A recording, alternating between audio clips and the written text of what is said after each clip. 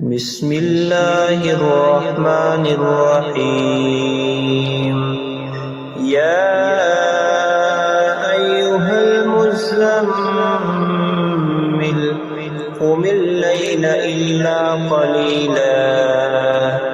نصفه أو انقص منه قليلا أو زد عليه ورتل القرآن ترتيلا إنا سنلقي عليك قولا ثقيلا إن ناشئة الليل هي أشد وطئا وأقوم قيلا إن لك في النهار سبحا طويلا واذكر اسم ربك وتبتل إليه تبتيلا رب المشرق والمغرب لا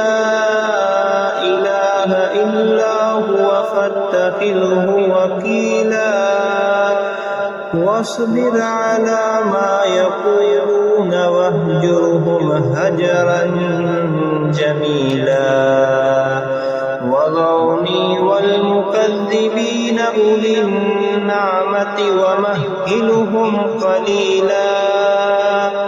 إن لدينا أنكالا وجحيما وطعاما ذا غصة وعذابا أليما يوم ترجف الأرض والجبال وكانت الجبال كثيبا مهيلا إنا أرسلنا إليكم رسولا شاهدا عليكم كما أرسلنا إلى فرعون رسولا فعصى فرعون الرسول فأخذناه أخذا وبيلا فكيف تتقون إن كفرتم يوما يجعل الولدان شيبا السماء منفطر به كان وعده مفعولا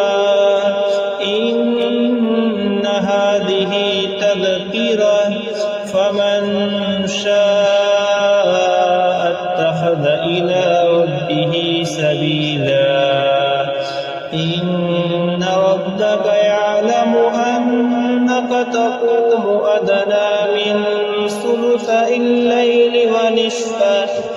ونصفه وثلثه وطائفة من الذين معك والله يقدر الليل والنهار علم أن لن تحصوه فتاب عليكم فاقرؤوا ما تيسر من القرآن علم أن سيكون منكم مرضى وآخرون يضربون في الأرض يبتغون من فضل الله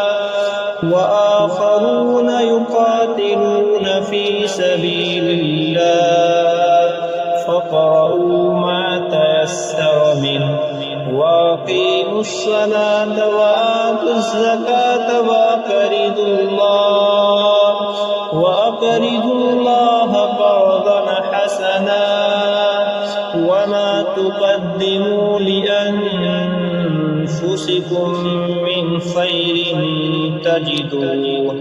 من خير تجدوه عند الله هو خيرا وأعظم أجرا واستغفروا الله إن الله غفور رحيم صدق الله العظيم